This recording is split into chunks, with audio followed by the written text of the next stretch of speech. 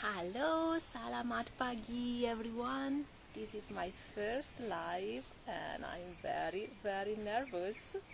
So to make it easier for me to be on this platform, I invite a specialist in live streaming, my beautiful friend Jerome, which I don't know how to invite because it's the first time I'm on this screen.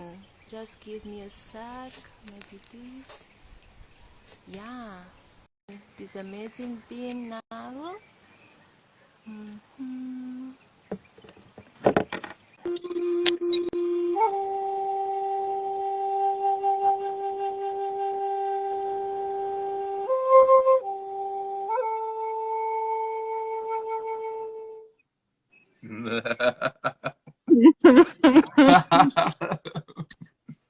We made it! We made it! We made it! You pushed me until we are here. Selamat pagi! You did it! You pressed the button, you did it! So good to see you. Great And to see you, Naida. Great to see you. And to see me in the daylight. It's always the opposite when we communicate. Hi, darling. How are you? Oh, I'm doing wonderful. It's been a great day today. Yeah. Yeah? It started with the gym. Yeah. And how did it unfold? It's unfolded since then. We had a nice conversation with a group called Kings and Queens of Ra. That was an awesome conversation. With Aline. Yes, with Aline. So that was a really nice one. Yeah, I enjoyed the dialogue there. And other than that, just been, floating around and enjoying it. Yeah. The way Yeah. So, why am I here? Well, to push myself, and because already a few months ago, I was watching the replay of our interview at the Pranic World Festival, and I was like, oh my gosh, he's doing so well, and I'm really not skilled in what I'm doing. Actually, I was just improvising because it was needed. It was needed someone who interviewed, who knew languages, so I said yes. But I never watched in the camera, and the video was always moving up and down. I was just not flowing. So who knows if next Pranic World Festival will be online or in presence, hopefully in presence. But just in case, I want to get used to be on the screen and feel confident and break through my shyness. So here we are. And I have my questions for you, which most probably not I won't even watch, and we just flow with wherever this beautiful encounter brings us. Yeah, congratulations. Yeah, it's an initiation. Yeah, it's a new sensation. You're raising your vibration. It's like you're stepping out of your comfort zone and into your discovery zone. It's where magic happens. Yeah. Yeah. Oh, I like this, into the discovery zone. Because my last big journey since 2022 is really, it's so beautiful. It's really about finding comfort in the discomfort. And once we reach that place, it's just peace. It really makes us feel limitless. So that was another uncomfortable little corner in my reality that I wanted to break through. And thank you so much for pushing me and allowing me to be here now. Yeah, I wouldn't do it by myself. Also because the spoken word are not really my favorite way to communicate. So yeah, let's just break through everything. What's your favorite way to communicate? Because we know that you're the crystal sound ambassador. You got the medicine, yeah. I got the medicine. We got the medicine. I really I really communicate deeper through frequencies. Mm-hmm. Yeah. To me, the spoken word is something very conventional, and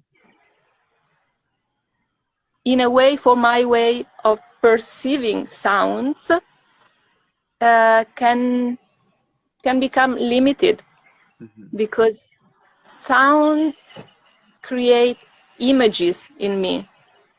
So sometimes I witness myself say, I can't do this. But it's not because I believe I cannot do it. I know I can do anything. But the picture that the sentence I can't do create give me the information that I want to share. So when I'm around the people that really weight words, I find to have to explain myself. Why am I using certain words? But yeah, it's just trying to express myself using this conventional vehicle, which is language. Yeah, which is not my favorite so far. So yes, frequencies. I shared crystal sound since 15 years now.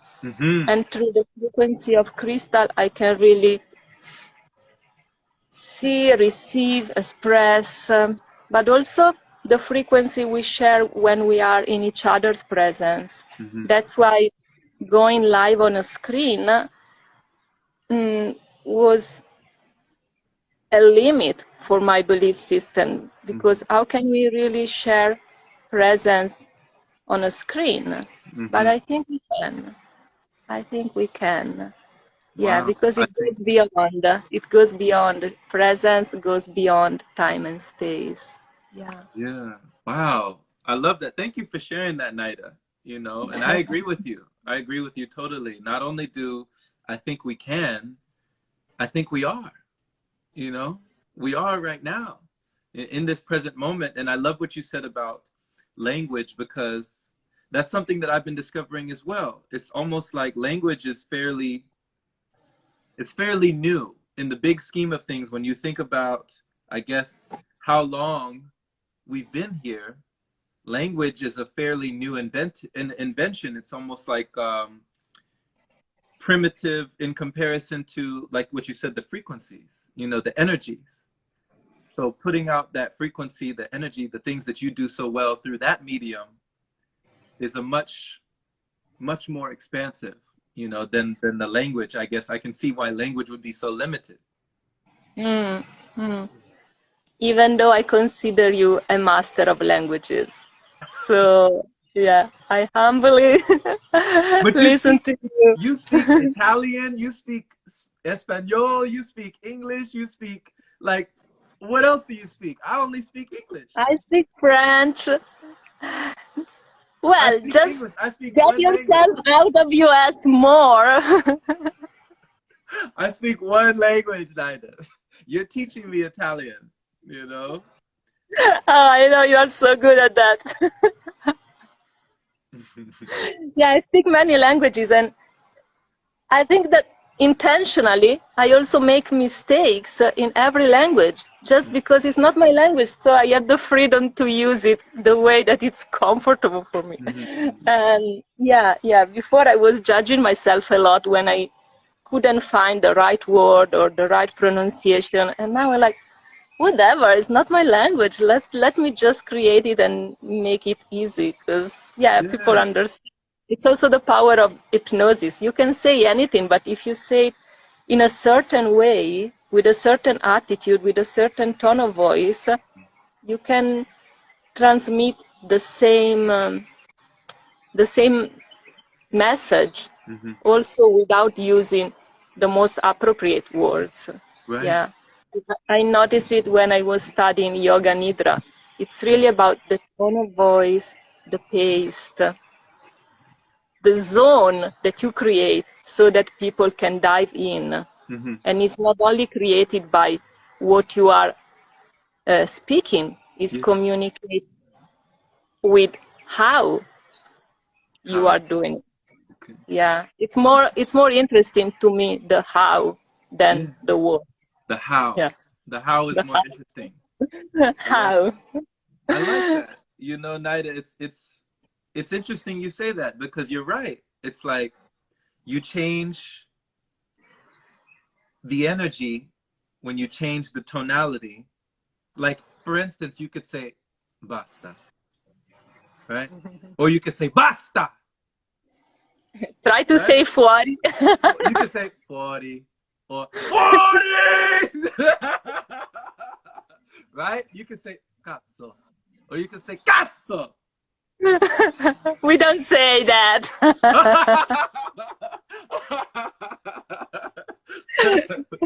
But I you don't say changed. that on live stream. But it changed. It I'm a changed, lady. right? Yeah, it really changed. It Of changes. course. It changes everything. Mhm. Yeah. Yeah. So when did you lose that judgment? When did you let go of that judgment over yourself when it came to that? I think that there is something about, I call it aging, but I'm not aging, but about growing up. So that brings more experience in life. So more memories of fallings and rising and falling and rising, and the experiences create wisdom. And the wisdom, the Maha wisdom, is that we are already the perfection that we are looking for, that we are chasing. And once we realize it, we just stop taking it so seriously. It's like, we are just here to experience this human life, which is this amount of our infinite potential.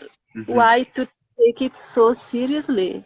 Why to create so many dramas? And still we create dramas, and it's through dramas that we remember more, that we step a little forward, if we want to say forward. What is forward, what is backward, I don't know. Right. But yeah, let's be conventional. If we want to step, we can step forwards through our dramas to smoothing the angles that we create.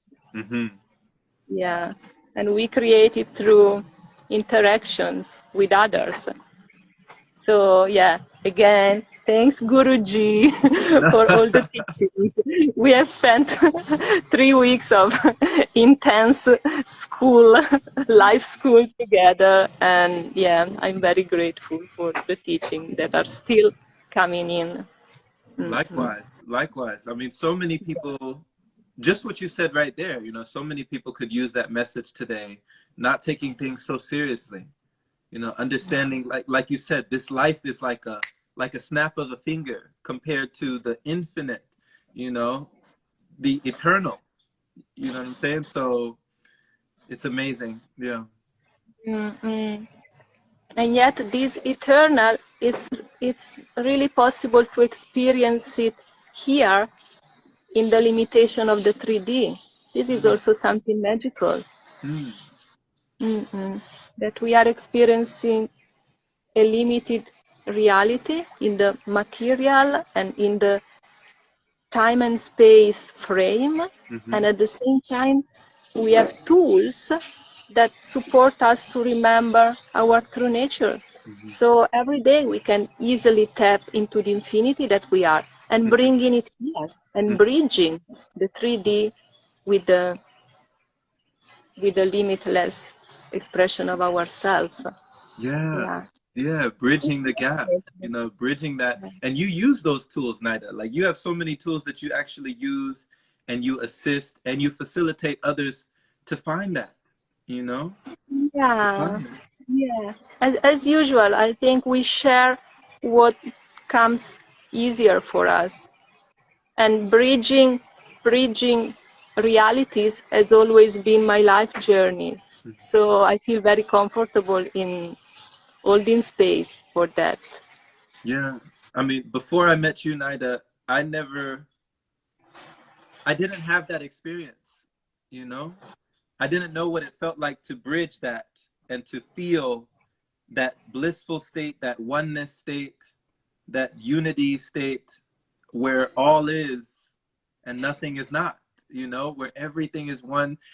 And it was because I met you. Or because you met you. There you go. There you go.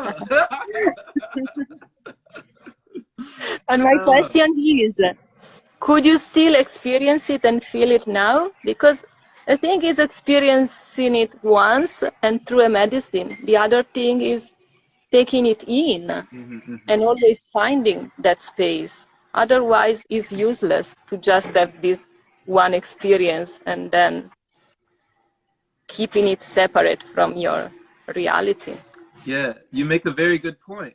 You know, does one need to keep dipping and diving back into that state through the medicine to be able to experience it more, or can they do it without the molecule?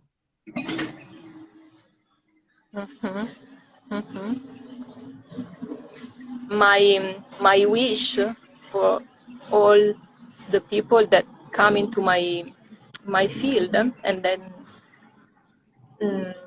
with whom I can journey is really that they can tap into this space and maybe also physically recognizing it and go back to that space every time life becomes heavy, hard, limited. Go back to that space, expand. And it becomes, it's like a muscle. It's like, yeah, more you go back there, more you are there constantly in your daily life, or you can just go back there. And once that space is your reality, you start to vibrate in it. So also people around you can feel it and perceive it. Yeah. And if more and more we can vibrate this knowing, less and less we need tools to go back there to remember what we already are. How good is that? Yeah. And there are so many tools. Yeah. Yeah. Do you find that you do that? Like, are you able to do that? Has that muscle strengthened for you over these 15 years? It's strong. It's strong. Yeah. I mean, every morning, through my practices, I go back there. Every time I meet someone, I can meet this person firstly from this space, which is the space of the heart, which is the space of the unconditional love. And yeah, more and more when I'm in a challenge, I go into gratitude. Even when I feel so broken, there is always a reason to be grateful for. Or also now, what's wrong about being broken or feeling sad or feeling lonely or feeling bad? What is good, what is bad? It's just a feeling. It's so unique. And yeah, I think I told you once, I was experiencing such a deep sadness that was so fascinating. It was so deep. I was feeling so fragile. It's like, wow, this is a unique experience to perceive myself. I loved it. Then I don't wanna be 24/7 the rest of my life in that space, but it's so unique. It's another aspect of myself that I can love and I can resonate with. And also I can develop more empathy when I meet people in that space because we can, sometimes people want, how you say, suggestions, want advices. I don't like to give advices, but of course I can resonate with the state someone else is. And just by being there with real presence, something that is uncomfortable can become lighter. Yeah. Absolutely. Wow. You know, these are some wonderful realizations and revelations that we have going on here. You know, Naida, one of the things I love listening to you when you speak, part of the way that you utilize language I hardly ever hear you say, I'm curious, right? You'll say, a curiosity came to me, right? You won't say, I'm sad. You'll say, a feeling of sadness has found me, or a feeling of loneliness, right, has come to me. You know, like, you're not lonely, you're not sad, you're not angry, but these feelings have somehow found you. So I love the way that you use that. Yeah. Yeah, they are like friends. They are visiting me.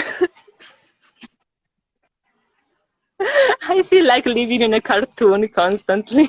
So all these little characters here and there make my life so rich.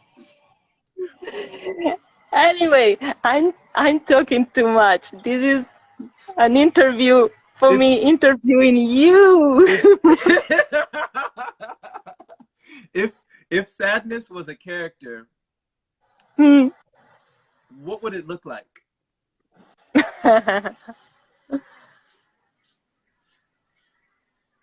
You know, it looks like it looks gray. Gray? It looks gray. Yeah, it's like this. In this moment is a boy, a little curved and skinny and gray. Skinny boy, skinny gray boy. Yeah, but you know, in his face, the expression is like, there's a tricky expression, like, it's not just sad, but it comes with this sad attitude. But inside this sad attitude, he's expressing some sparks, like, okay, I'm coming to you like this to activate something. So Like a little mischievous. yes, I couldn't find the word. Yeah, like this, like this. So when you see him, it's really like curved and closed and gray, but at the same time, in the face, the expression is revealing something more, some sparks. Okay. Now, what would be the cartoon character looking like for happiness? Like, it will give you happiness. What would be the one for happiness? Oh my gosh, I have one emoji that looks like that. It's like a star. It's like a star with a rainbow coming out of the top. A Yeah, rainbow star? a rainbow star spreading out this rainbow light. In my case, like iridescent rainbow light, because I like to put some iridescence here and there. I Wow. want to ask this question before you ask me another question. So a few days ago, I don't know if you see where I'm living. I live in this beautiful paradise that has so much gratitude. So there's a path here in my garden that goes down to the river. And I was walking down to the river, Holy River, and on my way down, I saw a butterfly, and it was the most beautiful butterflies with the color of the wings were just in, I don't know how to describe them. They was outwardly. And so I saw the butterfly, and something within me activated. I was like, the butterfly, she's one of my, let's see if I pronounce this word right, allies. Allies, yeah? So one of these creature activity or things, feelings that are in my human life and that support me to see the magic in the expression of human life itself, in the expression of life itself. And so Then I ran into my room, I sat on my desk, and I wanted to write a list of all my allies. Yeah, I have a beautiful list of them. Then I will read it to you. But now my question is, what are your allies? Now, is an ally kind of like a spirit animal? Can also be. Okay, I read my question. I read my list, so you have an idea what it could be, and you have also time to think about your. So my allies so far are, and they can vary. It's just what makes life be magical, worthly, what gives sparks. So Spotify makes me so happy, you know, having music and being able to choose at any moment whichever music I want in any time, and be able to karaoke, to dance, to relax, to meditate. So Spotify. Flowers, butterflies. My morning visualization I do since 10 years every morning. Gratitude. Sunset light. Oh my gosh. Such a good meal. Be barefoot. Going around barefoot. The swimming pool. Swimming in the swimming pool, it just changed my everything. And synchronicities. When I experience synchronicities, I can just see that it's magical. Whatever we are experiencing is magical. So those are so far my allies in this moment. What are yours? Okay, I like that. I like that. I would also go with, you know, the sunset supper. You know, the sunset would definitely be an ally. I enjoy a candle. Believe it or not, a candle lately has been one of my greatest allies. A candle. And just gazing into that light is even a verse, you know, letting your eye be single. I use that as an ally. You do Tratak meditation? Yeah, Tratak. Yeah, Tratak. Is that how you pronounce it? Tratak. Yeah, Tratak. That's what I do. Yeah, Tratak, candle gazing. Yep. And that helps with, you know, my concentration, my focus. That's been one of my greatest allies. It's almost like a secret weapon, you know? Yeah. Not secret anymore. Right. This here. And this is one of my allies. You know, the breath and the music that the breath can produce, you know. This is one of my allies. Also, you know, this is made of bamboo. So it reminds me of a bamboo forest, being out in nature. Nature would be one of my allies. And, you know, like-minded people.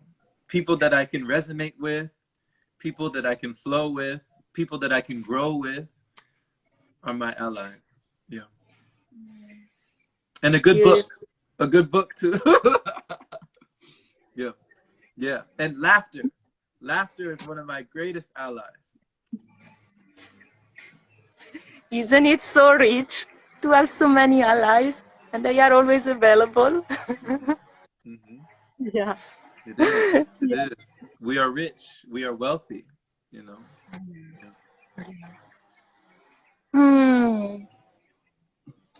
So, my dear, you have been to a little retreat. Oh, Victoria says your medicine. I love that. I love that. Yeah. Our medicines. Our medicines, yeah. Hi, Victoria. Yeah, I'm still so new. I didn't even see that there are people listening. Hi, everyone. And tell us something about the highlights in Eliton Retreat. This is the second time you journey with him. And to me, the two of you, I can see so many similarities. Both of you really bring a big smile on my face. When I see both of you, I just want to hug you. And yeah. Yeah, there was a lot happened. Yeah. it was different this time around because we weren't living together. So I was off of the site. He was in a campground with a bunch of people camping, and I was in an Airbnb nearby. So we would go and we would meet each other every day with him and Shayna Dean. So him and Shayna were the ones that put on the retreat. And it was wonderful. I mean, we hiked, we went to different sites around Sedona, Arizona, and they were beautiful. You know, the red mountains, the red rocks, very just enjoying those views, but also really finding, once again, a feeling of elation from the practices that he gave us. And he speaks, the messages that he spoke were still in line with the messages that he spoke before, but sometimes it's good to hear something again and again to really get it integrated, you know, into your system. So, yeah. So there is some new message that now is more engraved into your system? Yeah, it's like we talk about remembering, you know? There's a saying that a book cannot really teach you anything new, but a book really just reveals what was already within, what was already inside, you know? It reveals to you what has always been there. Yeah. Thanks for this quote. So to me, the rippling effect of whichever experience, it's even more interesting than the experience itself.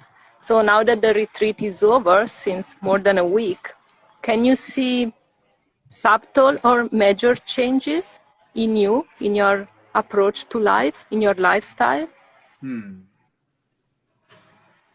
I would see very subtle, you know? It's like when a seed is planted, you got to keep watering that seed in order for it to really grow. You want to keep on watering it, you know? And that's what I was doing by going to this. I knew that, you know, I'm taking notes, I'm listening, I'm absorbing the information. And it's a lot of the things that I've heard before, but I'm watering that seed so it can continue to grow. And so I feel like it has, you know, I feel like I have a lot more within me now for going than for not going. If I didn't go, I'd still be who I am, but different, you know? I see you different. I perceive you different. Yeah, it's so surprising because we saw each other only 3 months ago, and I feel and perceive myself so much different than what I was 3 months ago. And same for you, not only because you change your hairstyle, which in a way changed the character in the comic of my life, but I can feel the frequency that it's shifting in some other direction. It's beautiful to see how fast, how quick everything is happening. Yeah. And my other question and consideration, which is coming through my recent experience also, is this one. So when you are subject to many informations from outside, can be a retreat, we join a new group on Telegram and we receive massive amount of information. We meet people and each people give us new informations, and we take the informations in, we decodify them, we resonate with whatever resonate with us, and we kind of let go of what doesn't. And sometimes it takes also some time. It's not so immediate, like, oh, is this new concept information true to me? So we can start to reconsider where we are and our truth. And in my case, it can be sometimes disorienting or overwhelming, like reading a lot, receiving a lot, connecting a lot, sharing a lot, especially with what you do. Every day you are interviewing someone, being interviewed by someone, receiving, giving, considering, listening, receiving in your system new points of view.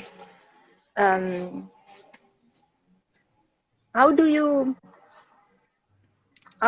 constantly recreate your balance and focus in who you are without all the noise that is around? And I'm asking you this because you might know I was feeling overwhelmed by all this massive amount of stuff that were coming to me, and I needed to reset. So my strategy, which actually I'm very grateful, this is one of my new routine probably, has been to close myself for 3 days in a dark room with no light, no information, no internet, no blah blah blah, no food, no water, just the void, and retuning into what, who, where I am. And so that now I can be more in service and share more from a more solid place. So my question is, in your experience, receiving so much every day, constantly, what are your ways to always be stable and solid in what you are? Yeah. Great question, Naida. I love this. I love this question. You know, one of the ways is one way that I already talked about briefly was that Chatak, you know, and that in a way, it focuses, it hones in my mind so I'm not everywhere. You know what I mean? Because a wavering eye is a wavering mind, you know? So whenever you can focus on one point for a time, it sort of focuses everything. And you know what can happen when you have that amount of focus. When you look at a laser beam is so powerful, so concentrated, that it can do minute surgeries, you know, with that supercharged photonic light. It can cut through steel, you know, it can cut through solid matter. But if it's dispersed, if that light is just everywhere, it doesn't do that much. It can light up a room, you know, but it's not focused. There's also, you look at the magnifying glass. With the magnifying glass, you can take the sun and harnessing that light, you can burn a hole through a piece of paper. But if you take that same magnifying glass, the same sun's light, and all you do is just move it around, nothing happens, you know? So stillness, through stillness, I am able to be more grounded, as it were. Just like you with the dark room, no food, no water, no technology, no talking. You're just in the void. You're able to ground yourself in that environment. So placing myself in the right environment that's conducive for that conductivity. Whenever I was at the retreat, I was around all these other people. They don't know that I'm an introvert, you know? I recharge my batteries alone. I enjoy my solitude. I quite enjoy my solitude. And I'm very comfortable being by myself.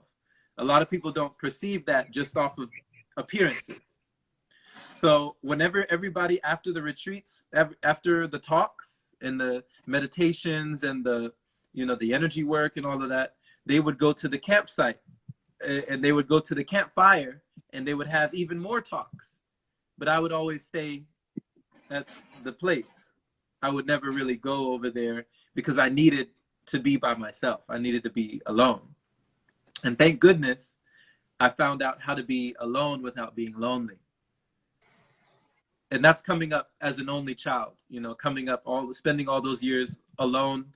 I feel like that has given me that advances that skill, so to speak.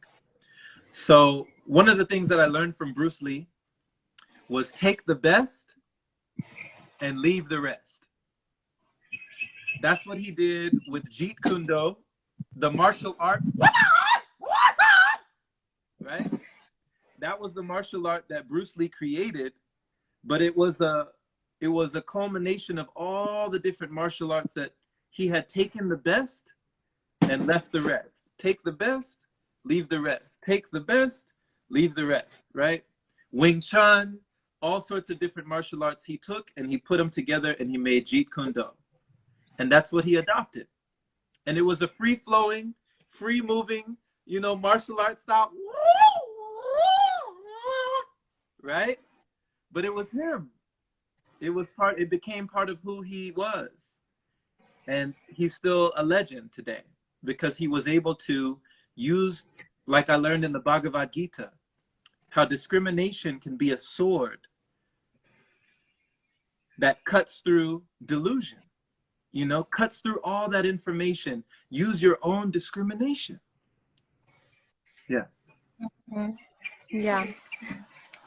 And to do that, also for you, finding a tool to be centered and single focus pointed, not single focus, but yeah, to be centered, to just empty from everything and go back to your moment of your place of stillness.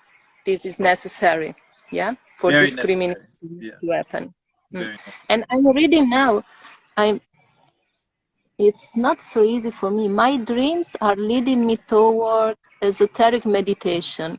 I am unsure. Would you have knowledge to share of such a topic? Esoteric meditation. I have no knowledges to share about that. I don't know if you have, just to answer to.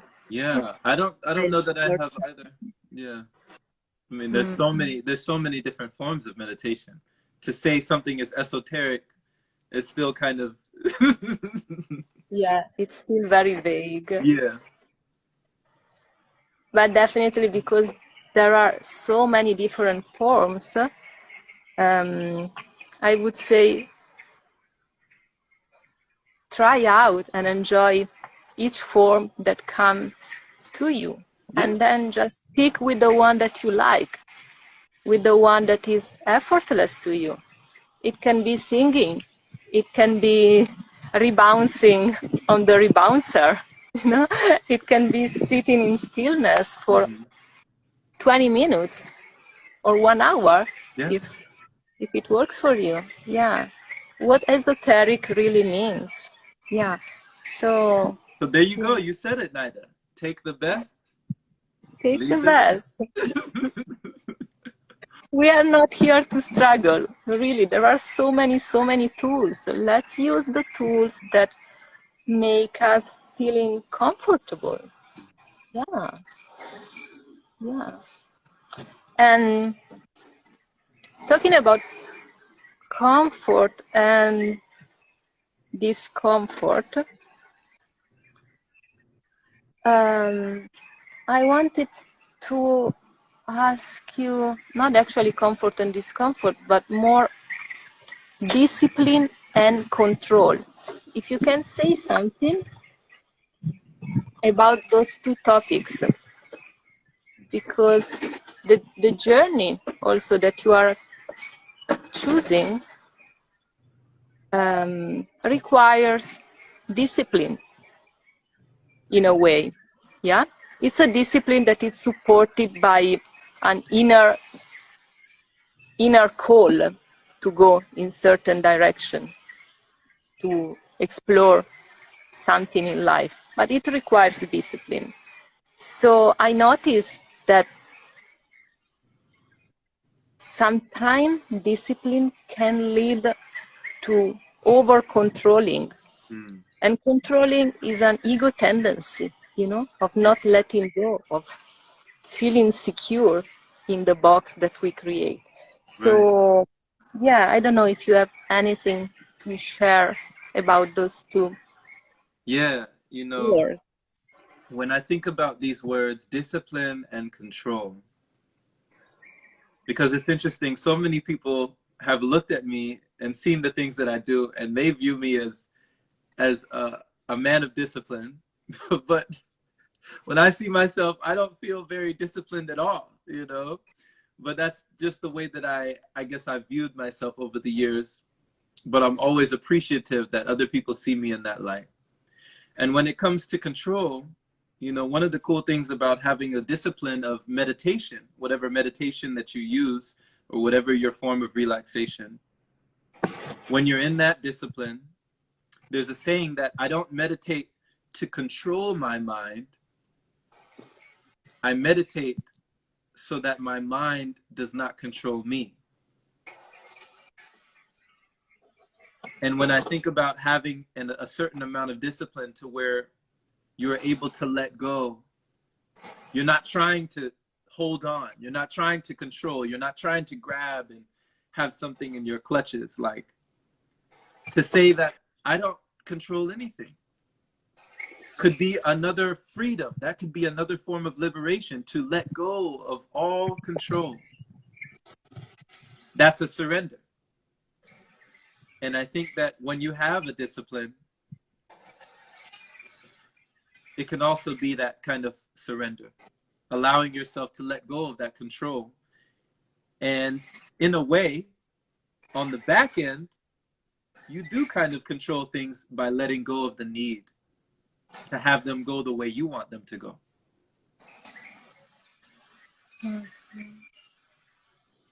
Yeah. Yeah. Wanting things to go to a certain direction can be tricky and also limiting, because it's again this game of manifesting. I want to manifest, and what if we let go of the need of wanting to manifest, and we just allow life to show us something that in our limited mind and imagination we cannot even have an idea of what it can be. Yeah, life is way more surprising. Anyway, thanks for your words. I have a lot of many questions. You know, I wrote down so many questions, and I'm very grateful for that, because in case of the Pranic World Festival, now I already have a beautiful list of questions for our speakers that are not always the same. But yeah, I want to check with you, how much space do you have just for a few more questions? 1, 2, or yeah. Yeah, we could do a couple more. Yeah? Okay, are you ready? Couple more is good. You ready? Okay. So moving from control, we talk about this topic at the Pranic World Festival interview, and also we talk about it personally. And let's see, after your experience with Eliton, which is sharing the same. The question is, how is unfolding your experience with celibacy and abstinency? You don't anymore feel the need for a sexual connection or for a romance, and how do you instead channel those energies? And we just talk also about control. So how much control is involved in these practices? Also knowing that there are people that just go into these life choices naturally, without wanting to go there in order to achieve any result, but just because life brings them there. And we were together with Luce in Mexico, who had this experience. Yeah, great question. So just one more time to understand the question, you're just asking, like, in general, how is that? Yeah. What are your reason to go into this life experience? If there is control into it, if you don't anymore feel the need of being with someone, have a romance, being sexual, and how these energies are instead channeled? Mm-hmm. It's a vast question. Just go and free flow with it. It is a vast question, you know, it is a vast question, but I am glad that you asked, you know. It's one of the questions that I had to ask myself, because there was a moment, you know, well, a few moments, but last year, I thought that that was the path that I was heading down. And I feel like I thought that because I thought that's what I should be doing. But since I thought this is what I should be doing, or this is something that's going to help, you know, emphasize or accentuate things, I wasn't making room for what I could be doing. And I didn't know that I could be doing so much more, you know?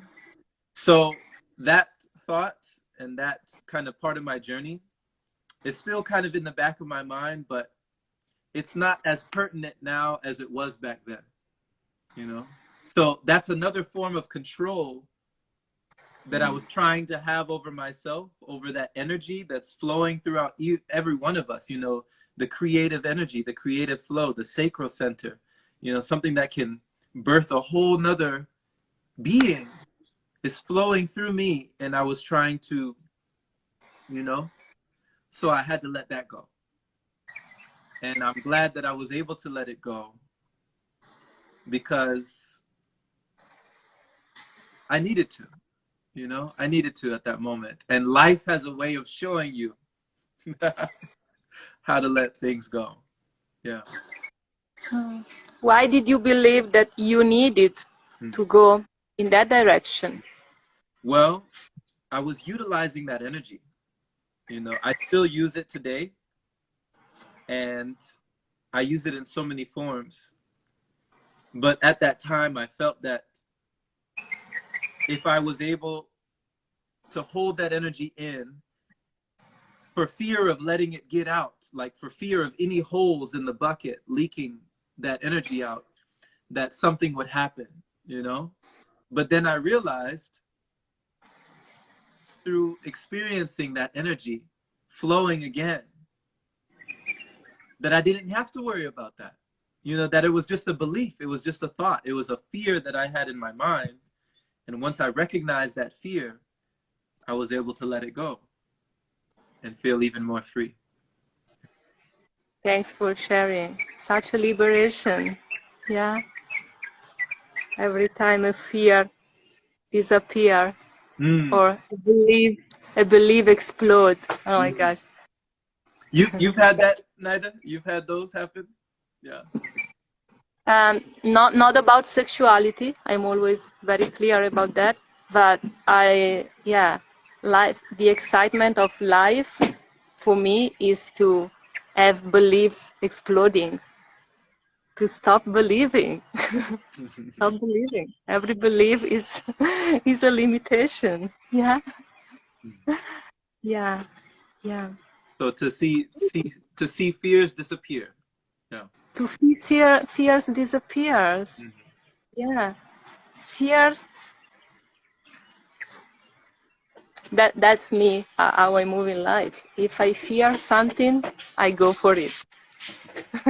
It's like it doesn't exist. So what's on the other side? And it's scary. It's like what?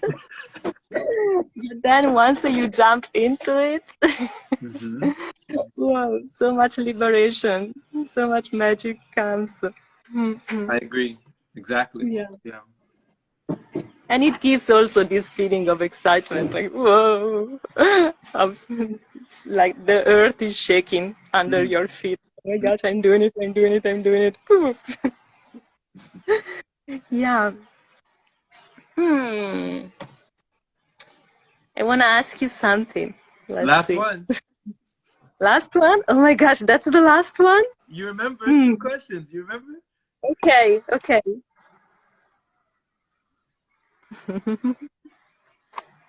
Oh, and shout out to Chris. I think this is Chris in the comments. He said, fear of love equals shame, guilt, and judgment. Oh, wow. Loving is pure magic. Oh, awesome. Yeah. Yeah. And fear, guilt, and judgment comes when we believe, when we have strong beliefs. If we don't have them, there is not so much space for fear, guilt, and judgment, in my experience. Yeah. So, the last question, and thank you for this time. I'm feeling comfortable. I probably feel comfortable because I feel comfortable talking with you. You are one of the few humans I feel comfortable in using spoken word to communicate. Naida, you're a natural. You're a natural, Naida. So, I want to ask you, what do you wish for humanity? But because another question very dear to my heart was if you could sing for us. Can you sing us What Do You Wish for Humanity? You want me to sing? Okay. You're such a good singer. I think questions are the answer. I wish for human beings to find the answers by asking the right questions.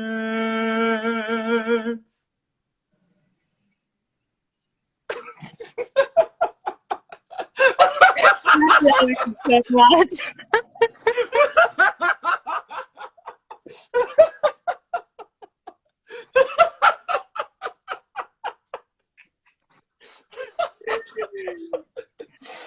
That's the best. Thank you. Thank you. Okay.